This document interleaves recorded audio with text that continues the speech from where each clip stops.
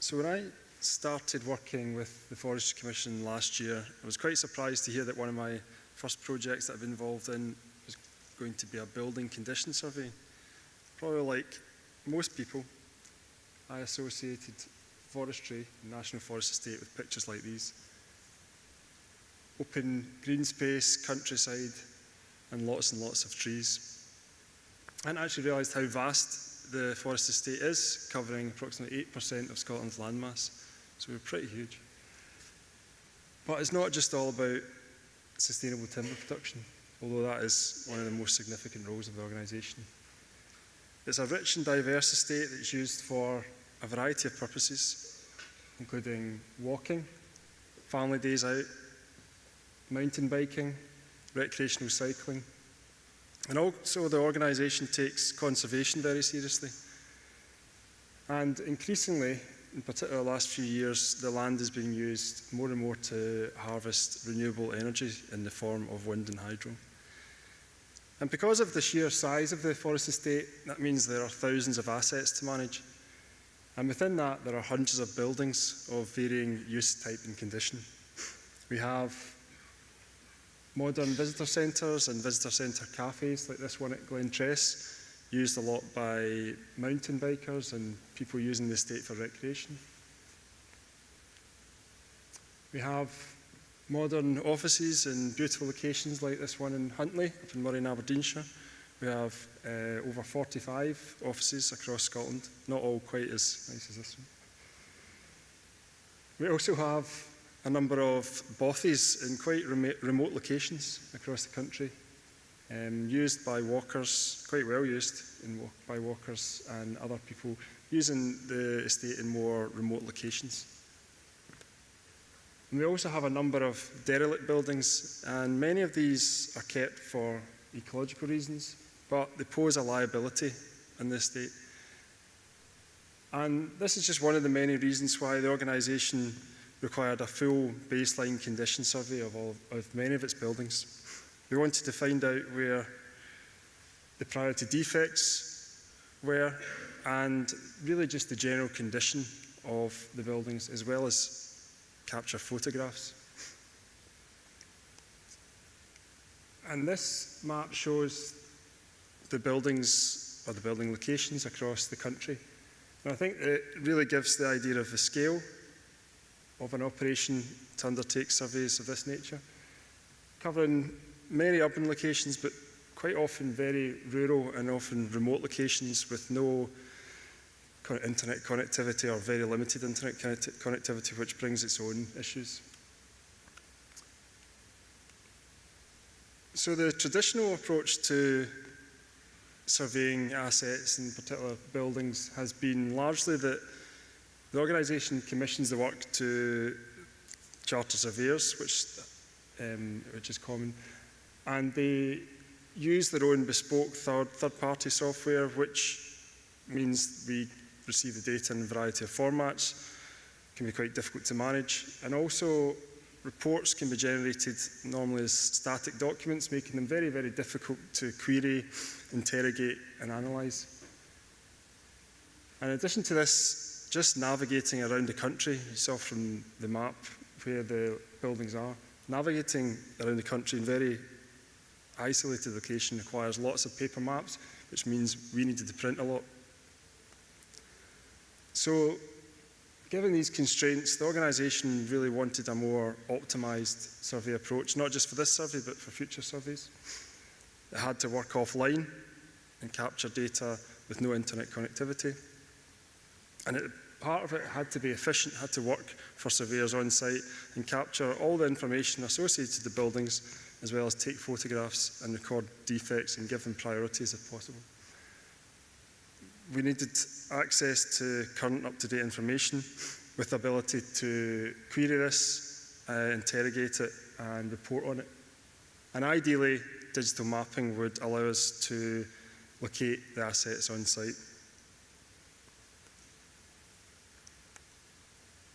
So in response to this, response to the constraints of the more traditional approach and the high-level requirements by our buildings team, our brief was that we looked at creating a mobile solution that would capture all this information, all the element conditions, the general building condition, defects, but also, if possible, calculate things like repair costs, take photographs, and all work in an offline environment. And we looked at various Esri mobile apps, and Survey 123 met all the requirements. We developed a prototype, or created a prototype, designed one, and our surveyors, who are chartered surveyors commissioned by the organisation, were involved from day one in this and helped design the prototype. And given the success of a pilot day testing this prototype up at Aberfoyle, it was decided that we would undertake the remainder of the building surveys using this method. So the result of this was that after a number of iterations at the outset, we created designed and created quite an advanced survey form using Survey 123 Connect. There are two screenshots. It's the one form. The screenshot on the left-hand side shows all the sections of the form collapsed, which made it all in one page and easy to use. And the image on the right-hand side shows part of the main body of the form.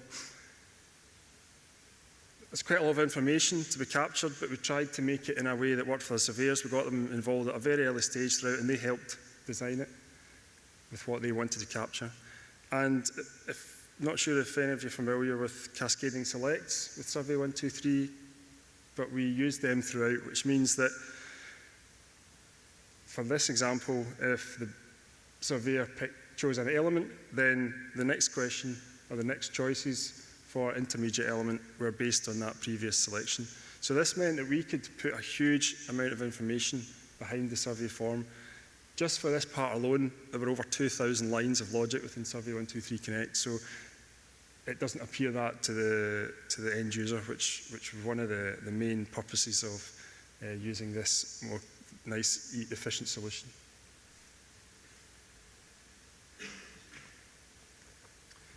We had to think of a way to bring in unique information to the survey form, and we used a custom URL to do this.